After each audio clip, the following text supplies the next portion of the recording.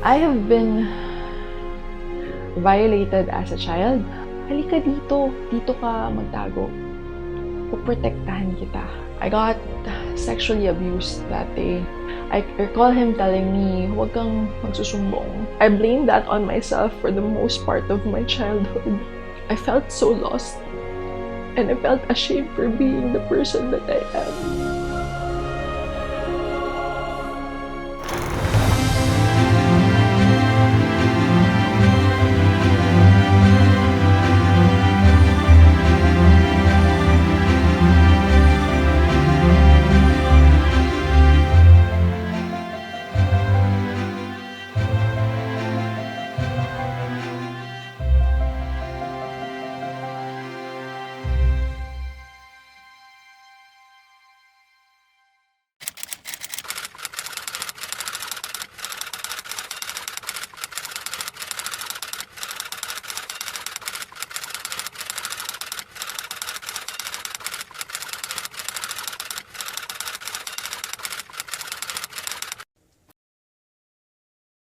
Regardless of wherever you are in the world, if you have been through any of this, you are not alone.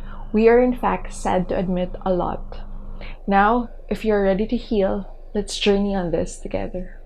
CBS News has identified hundreds of reports of sexual abuse that occurred at children's camps across the U.S. Well, they're a hub of sexual misconduct now, infested with rape culture. British schools are unsafe for girls. Sinaktan, ginahasa, at saka isinako ang isang 8 taong gulang na bata. Matapos niyan ay iniwan sa talahiban ang biktima. Caught on camera, a woman held at gunpoint by a man who tried to sexually assault Police her. say 3 men sexually and physically assaulted them. Lunos-lunos ang sinapit ng isang taong gulang na bata na bangkay na ng natagpuan.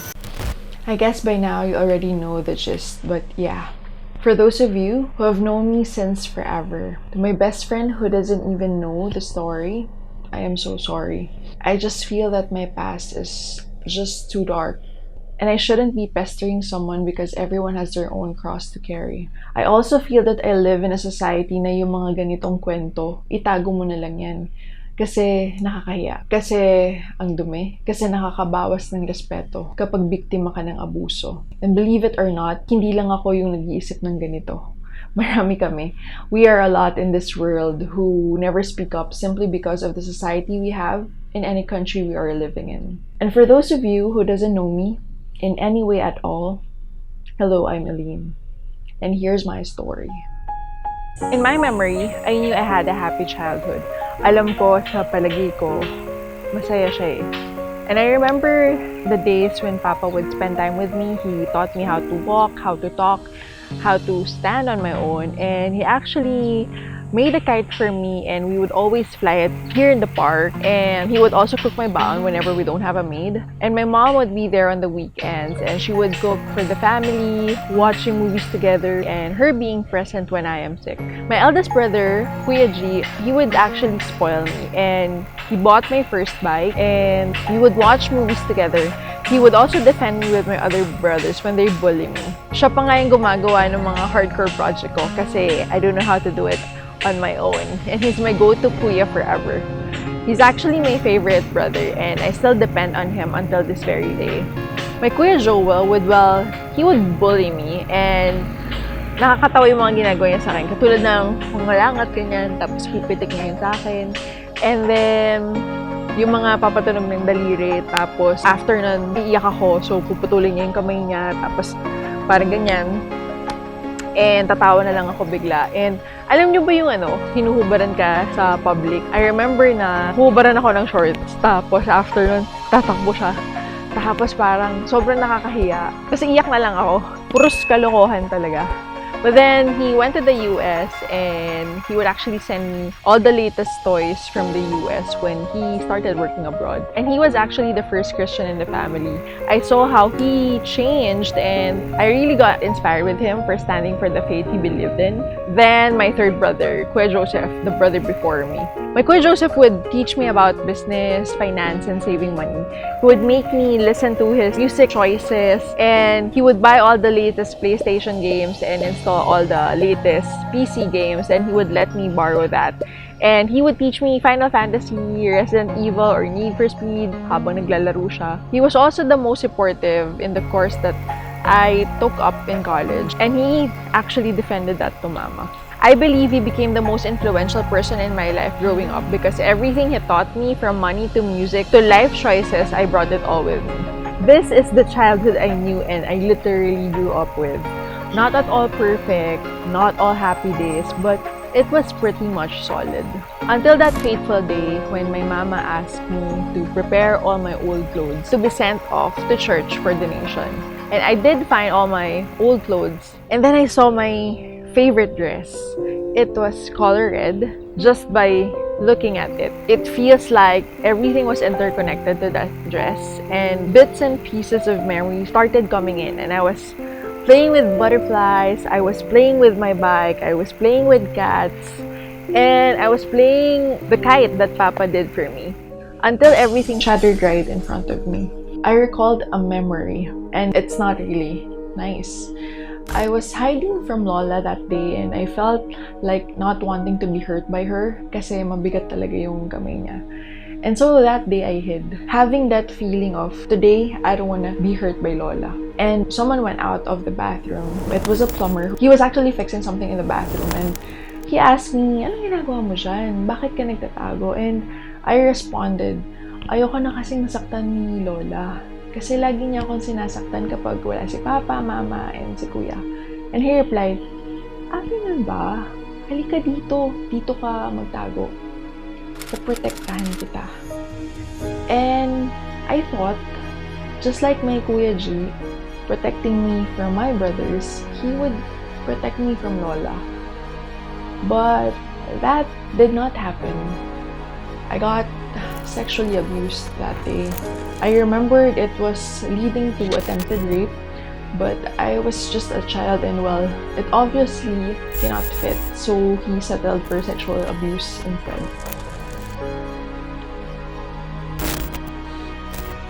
I have been violated as a child. I recall him telling me, "Huwag kang magsusumbong.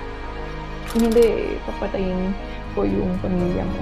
As I got out of the bathroom, I saw Lola and she was looking at me and I really got scared that I ran. So back on real time in 2001 when I saw my favorite dress, I started crying while holding that dress. I wept in my room that night. I was an upcoming second year in high school when I remember that day, and I don't know how to process everything. I would find myself so oftenly revisiting the bathroom where it all happened to make sure if my memory was true. And every single time, my heart just keeps breaking knowing how true it was. And I remember being so tulala in class because I would think of why that happened to me. Am I pabaya? Am I at fault? Am I to blame? If I'm not the one, then who?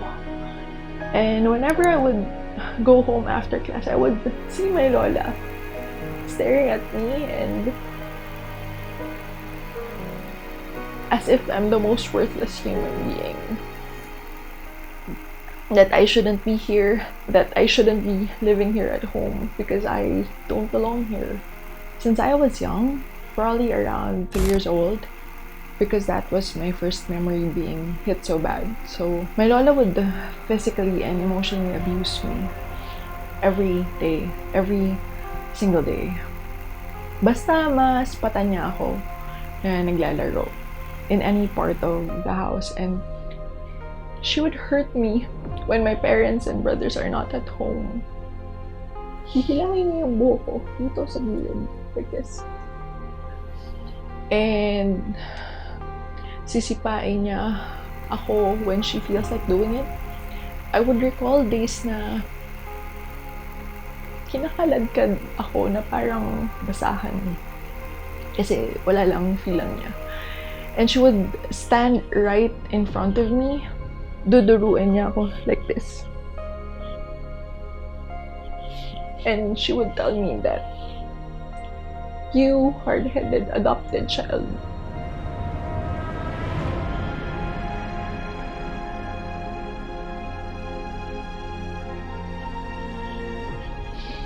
Kahit wala akong ginagawa, yung tipong, alam mo yung bagong gising sa umaga, bagong gising sa hapon,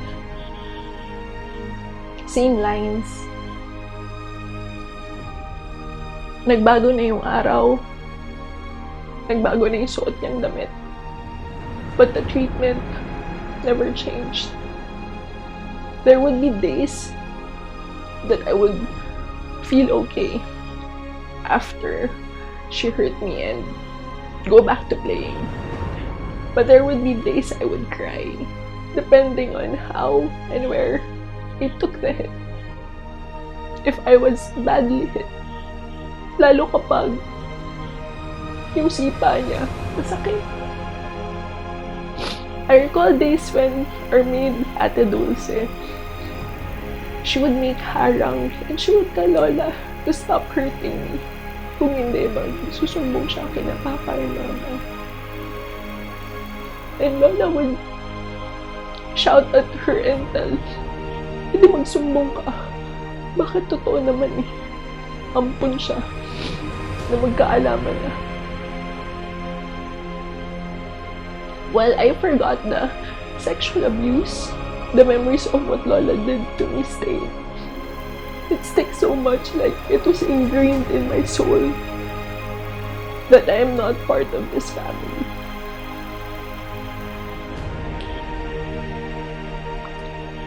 At a very early age, I know what rejected feels like.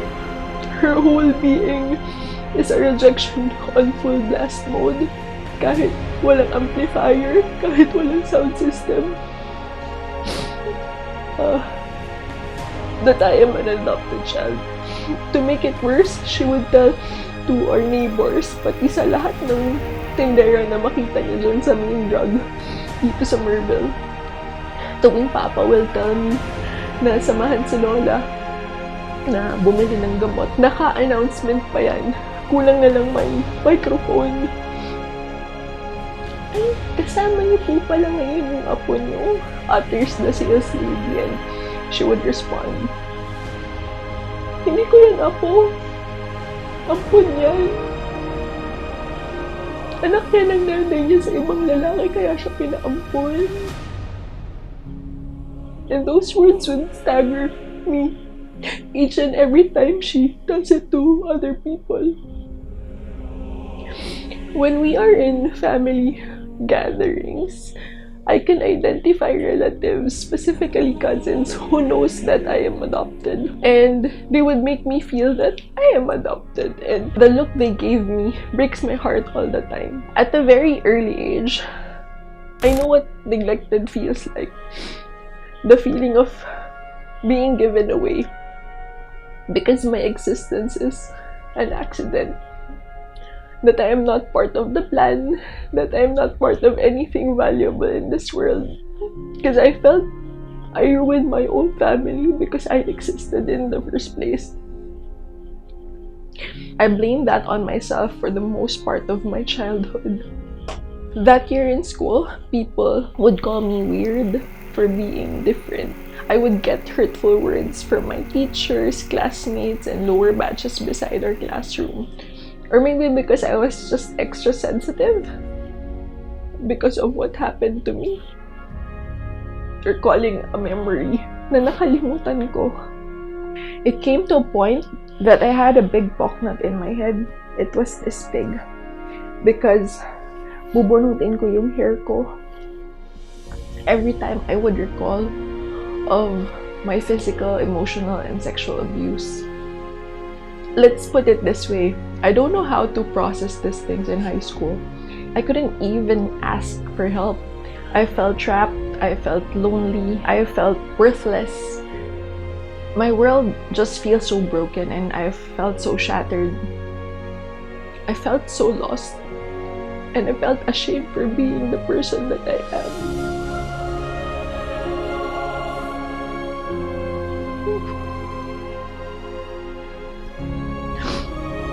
Nobody likes me, and I just felt so rejected by the world. By my original family. By my grandmother. People in school. Isama mo na lahat na naging crush ko. I was an outcast. And I remember people laughing at me for being one in our classroom.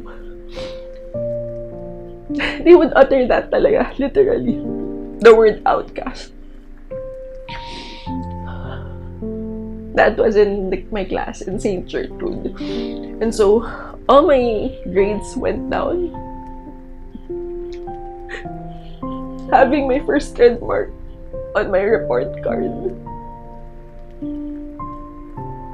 73 in mathematics, to be exact. In all my years in Sacred Heart School, I received my first and last bad record for that year alone. People were asking, why am I weird? Can you even answer that yourself? Nobody asked what happened to me. That is way easier to answer. So basically, nobody understood. Nobody knew what I was dealing with. I had to leave school because of a recommendation by my own advisor who knew nothing of my pain. Simply because I failed in one subject. And that really added pain in my heart. That I am being defined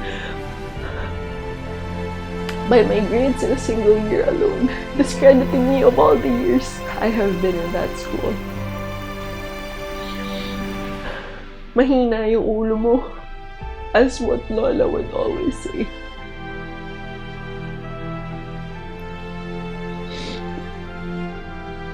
All I remembered was Mama was so angry at me, and that's when I lost all my self-confidence, self-esteem, and self-love. I am more ruined as I'll ever be.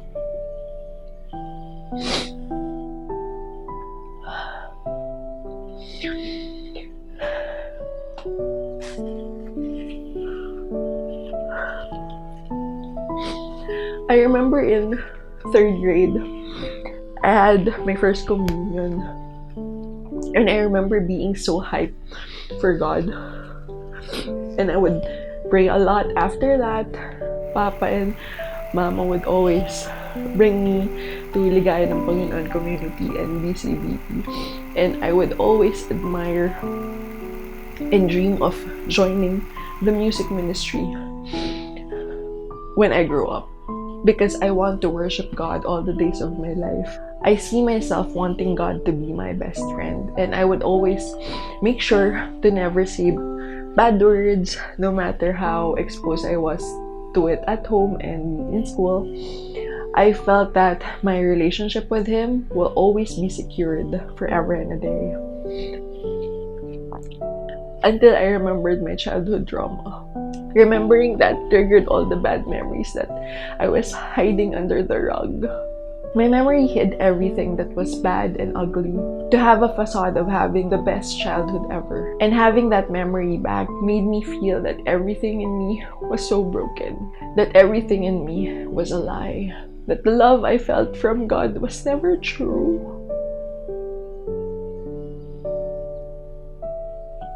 And I started to look at Him with tears in my eyes. That my life will never be the same again. If you love me, why didn't you protect me? If you love me, why did they hurt me?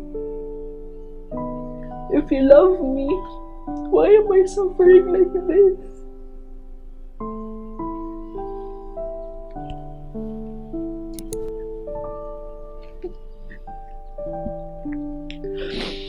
in a baseball game.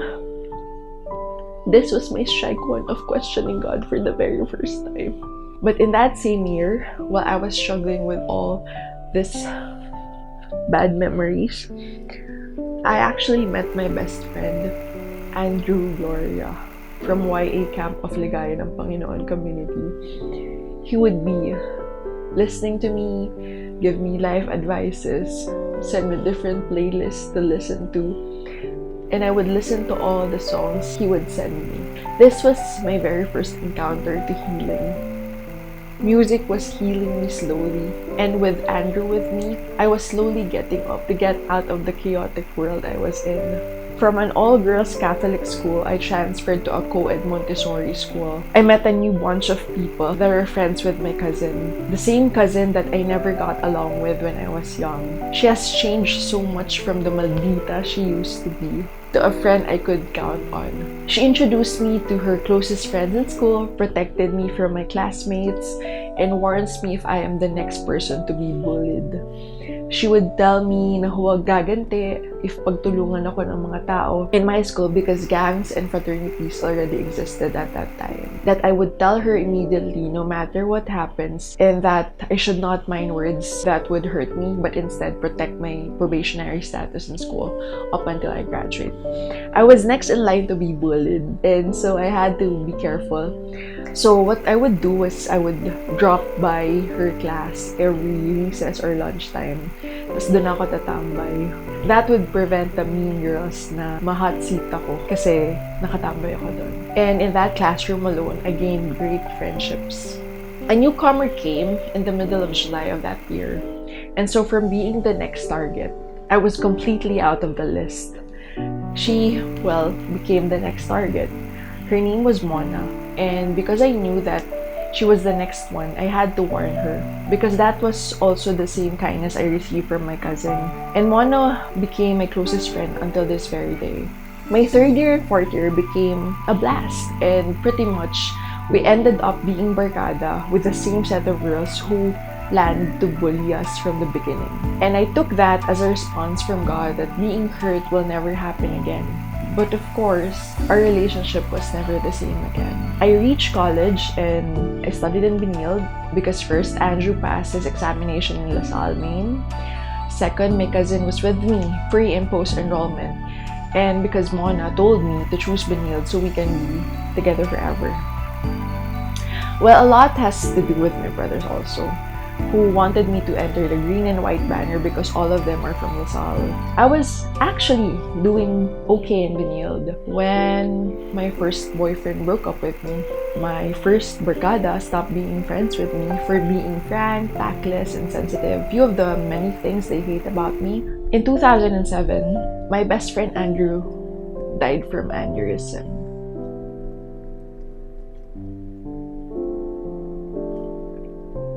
And I don't know how to process all of that.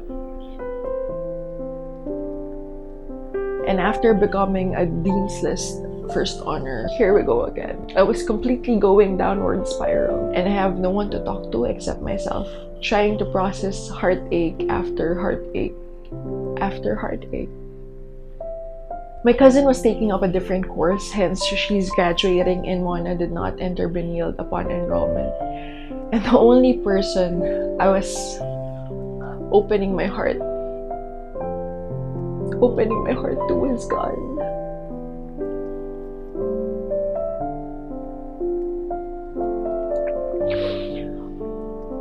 For 3 straight terms, I got a 0.0 mark on my class cards. I just don't know how to get up, and Andrew's death was a strike too for me. I questioned God if He really loves me. If He really loves people like me. And finally, when I was trying to finish my thesis, I asked help from my high school classmates. They did help me. However, the cousin of my classmate na boyfriend ni Mona at that time sexually assaulted me while I was sleeping in the van on our way back to Manila after shooting the itis. And I woke up with his hand on a private part of my body. And I silently cried because I don't know what to do. I completely froze. I confronted him at home upon arrival in Merville, and he totally denied doing it. He eventually blocked me on Facebook and never heard from him again. Nobody knew about what he did to me, and I felt so heartbroken.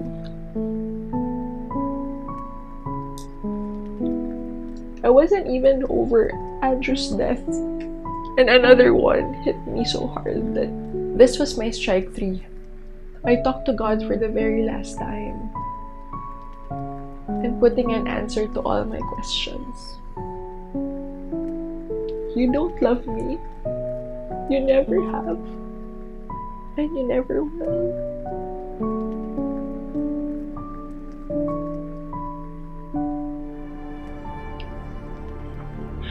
Before graduating college, I took the path towards agnosticism and eventually embraced the life of an atheist. Because I was so broken. Because I was so angry.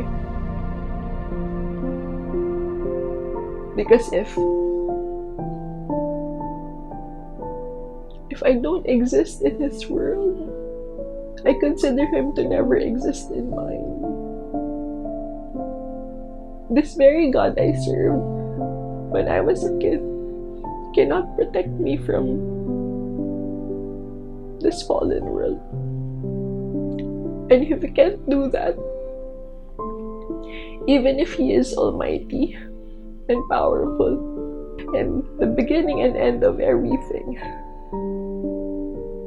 but cannot even end my pain and suffering, why would I believe in such? Isn't it heartbreaking that he took time to love and bless others and never took time to even look me in the eye and tell me why I had to go through what I went through?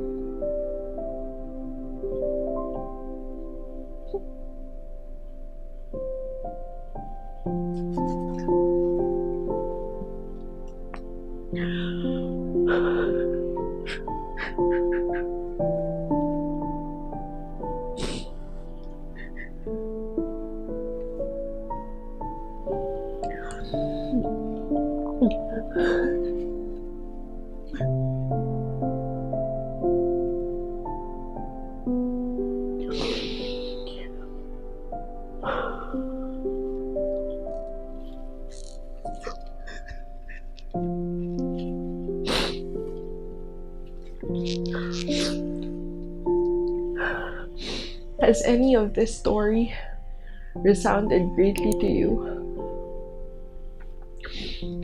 Yung pakiramdam na nangyari din sa akin yan. Are you carrying a forgotten memory tapos biglang naalala mo ulit?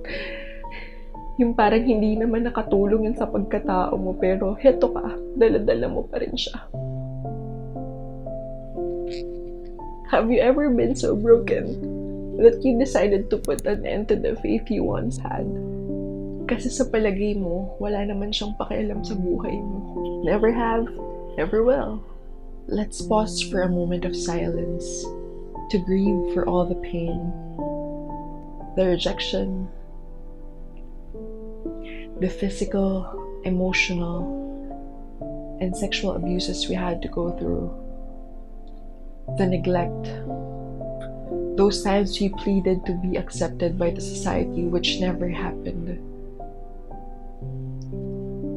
For every heartbreak, for every broken friendship, for every death we ever have to experience, and for the repetitive things that keeps on happening in our lives.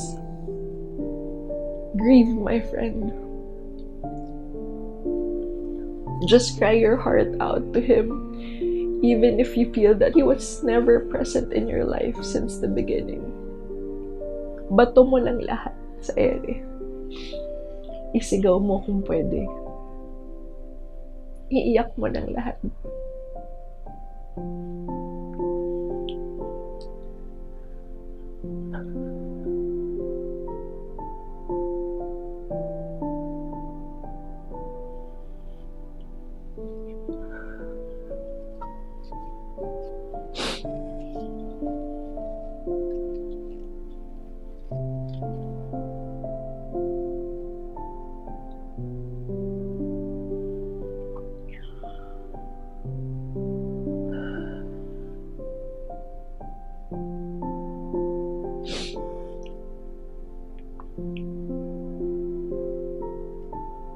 What do you feel?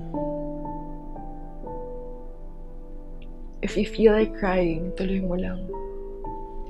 Pause this film if you must. Just let it all out. You can get a tissue. You can get your water. Just grieve. Just grieve, my friend.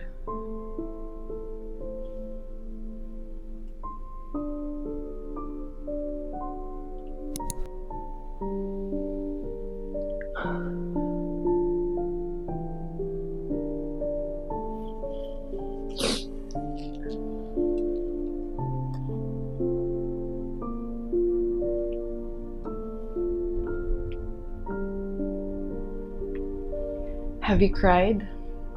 That's the first step to healing. Burp pa ako. Nag-burp ako, guys. Sorry. For a very long time, marami akong pinapagpag na parang dandruff sa buhay ko na okay lang yan, bro. Kasi akala ko, mas matapang ako pag ganun. I have done quite a lot in order to survive, but doing pagpag never really healed me. Did you know that doing pagpag is actually a coping mechanism? Naalala mo yung bata ka, tatakbo ka, tapos marami kang kalaro. Takbo dito, takbo doon. Ang saya mo, so takbo pa more. Tapos nadapa ka. Minsan nga wala ka ng time tingnan yung sugat mo eh. Anong madalas mong ginagawa? Papagpagin mo, tapos takbo ulit. Pag mas maraming nakatingin, dapat mas matapang. Kahit medyo masakit, kahit medyo duguan, dahil bakit? Malayo sa bituka yan.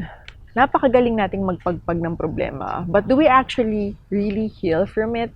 No. We heal our wounds by washing it, putting alcohol, betadine, tapos band-aid. Minsan may design pa para cute. And if we take care of ourselves when we have physical wounds and actually disinfect that wound, why can't we do it with our emotional wounds?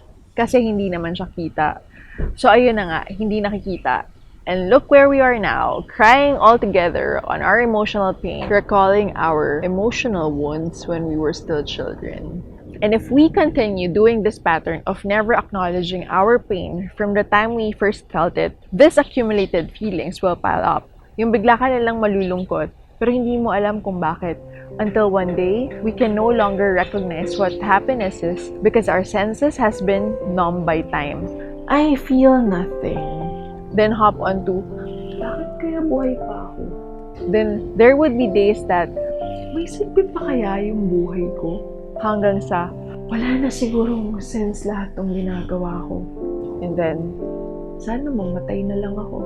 Has these feelings been ongoing for more than 2 weeks? A month? 6 months? 1 year? A decade? My friend, that could be a sign of depression. Our senses are our first line of defense. Imagine being a soldier in the watchtower, nakikita mong may paparating and we fail to acknowledge the dog. The dog beside me. And he... And if we fail to acknowledge what's... And if we fail to acknowledge what seems to be in front of us, then wag na tayong magtaka if we see our broken and dying hearts bleeding like it will never live again. If you have been hurt, acknowledge it first. Not everyone has a normal childhood, and when children face adversity at a very tender age, guidance is needed so they know how to process things, not just on their own, but with an adult supervision. Not going through the normal process of healing takes so much energy from them as an adult. And when things bottle up inside them, they either just rub it off and pretend to be okay, or they reach their maximum limit that leads to suicide. So what leads a person to think about suicide? It could probably be depression. Now let's have a quick run through on depression. It says in the World Health Organization website that depression is a common mental disorder. Globally, more than 264 million people of all ages suffer from depression. Those are just the diagnosed ones. Depression is a leading cause of disability worldwide and is a major contributor to the overall global burden of disease. So when you feel sad, loss of interest, changes in appetite, trouble sleeping, loss of energy, feeling worthless or guilty, difficulty thinking, concentrating, or making decisions, thoughts of suicide. Let me just share, creating this episode wasn't really easy for me, lalo na if the people around you are not really educated much of what depression really is. And it's just so hard to really finish this video because I was actually undergoing Laurie's Hope and we had to make hukay everything that happened in our past, and it was really, really painful. It was really a hard battle, and I thought it was just me until, all my friends who are actually also undergoing Laurie's Hope, grabe, para kaming binalatan ng buhay. And alam mo yun, everyone was really bleeding. Sobrang downer niya, yun na lang, for the first 3 weeks. But of course, in every pain, you really have to go through surgery, The doctor has to cut you first in order to heal you. So, yeah, sakit. Pakasakit talaga as in. And even if your spirit wants to finish something, your mind does not cooperate and your body is really betraying you. Nothing is really cooperating at all. Irritation and bad trip in this duration of, doing Laurie's Hope. Since hinukay lahat sa akin, talagang I'm really saddened that even my pagmumura, bumalik talaga siya. And yeah, for me to be able to finish this film, it was really a struggle, and I really fought with myself just to finish this. It says in Healthline that it may be described as a feeling of sadness, loss, or anger, and that interfere with a person's everyday activities. It may interfere with their daily work, resulting in lost time and lower productivity. It can also influence relationships and some chronic health conditions. And it says in here, normal lang talaga to feel down and to be upset with different events in our lives. But if you're feeling down and hopeless on a regular basis, you could be actually dealing with depression. So here are the symptoms that men do experience. Let's highlight a few things. Irritability, drinking excessively, difficulty completing a task. So let's see for women. Feeling sad and empty, anxious, talking more slowly, sleeping too much. Sobrang positive tayo dyan lahat So nakasulat, fatigue, weight changes, increase in cramps. Let's see for children. Let's do a checklist of what I actually experienced. Feeling of incompetence, intense sadness, avoiding friends, thoughts of death and suicide, difficulty in concentrating, decline in school performance, changes in grades. So positive. Actually, it says in here there are also symptoms that can extend beyond our mind. So what are these? It's actually fatigue, pain tolerance, headache, eye problems, stomach pain, irregular bowel schedules, lahat to positive sa akin. Let's fast read on depression causes. Family history, early childhood trauma, brain structure, medical condition. So there are also types of depression. So if you want to study further, kindly check the description down below to fully access all the articles I'm currently showing you right now, and for you to be able to assess for yourself if you feel the same way. Now, there are aggressions that are tolerable, but there are also destructive ones. That is why, if you can highly relate to any of this, we have professionals to handle this matter. Psychologists are available to talk to. So if you want to talk more about it, get a psychologist. But if you want to be diagnosed and properly get the right medication, so that's when you go to psychiatrists. Sometimes we perceive all our problems and all these feelings as okay lang yan, like something that is normal for a person to go through. However, the feeling of worthlessness after going through such a heavy ordeal is not. And my vlog is here to address that. Those momentarily or sometimes unending pain due to unaddressed hurts and personal issues are valid. If you can highly relate to the things I shared in this vlog today, what you went through is not normal. Your struggles are painful and your feelings are valid. Do not neglect this thing simply because the society dictates that dapat okay lang yan, because it's not. You should be the first one to acknowledge your pain, because if not, who else will? If you forgot everything that is bad and ugly, that is called repressed childhood trauma. If this happened to you, just let it sink in. Cry. If you feel that you are not okay with it, be in bed and just cry. If you are angry, then be angry. May unan ka dyan. Punch it if you need to. If you feel that God wasn't there for you, buksan ang iyong bibig, ilabas mo, sabihin mo ang lahat na nararamdaman mo. Lahat ng nasasaktan, pwedeng umiyak, pwedeng sumigaw, pwedeng magalit. Basta hindi kailangan na pupuno ka dito sa loob. Let's process what happened to you. Let's process your pain. Ganon na ganon din yung gagawin niyo ng doktor. Might as well simulan mo na ngayon. Have you ever played a game in your entire life? Kapag mahirap, what do you do? What do you press? Do you press escape? Do you press the exit button? Or the reset?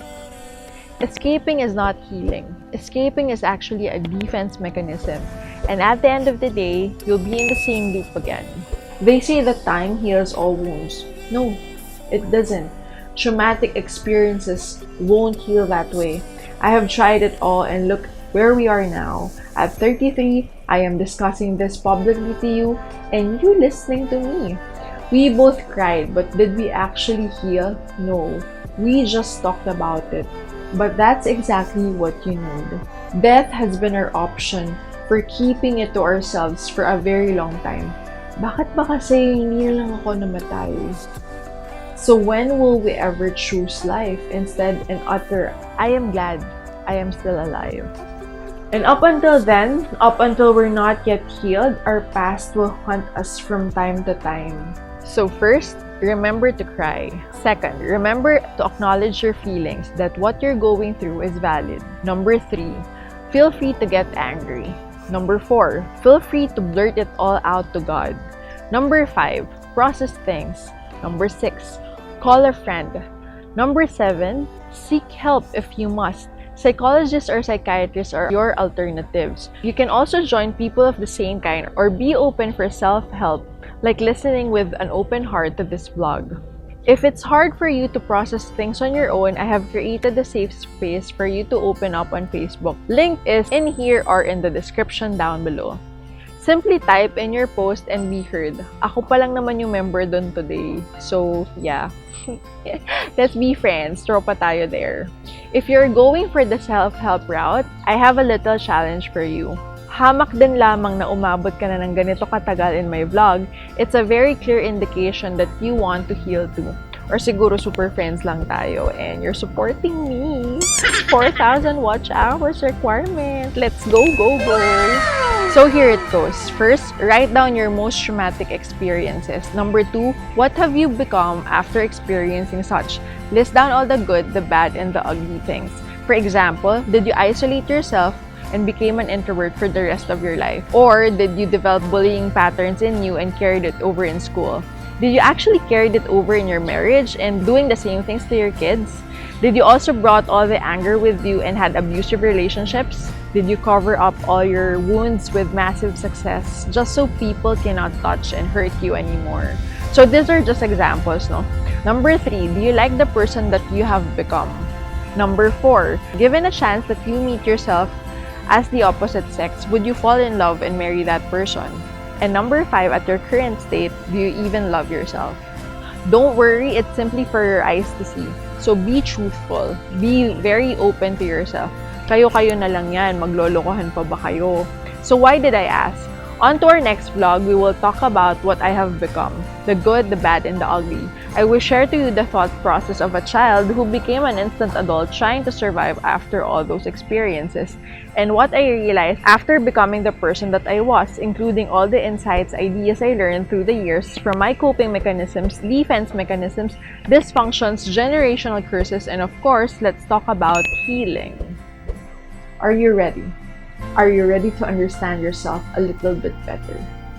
And are you ready to love yourself a little bit more? Super thanks to my sponsors, Dr. Sixta Ferranda of 6F for taking care of my skin, Sorel Ellis Film Company for the space that I am shooting here right now, and for the gears that I am using.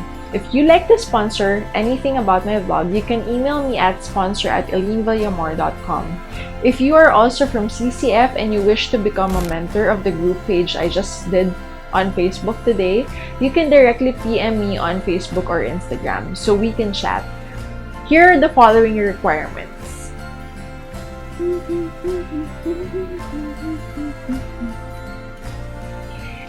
Shout out to my best friend Rapa Studio and my closest friend from elementary, Jenny Cervantes now.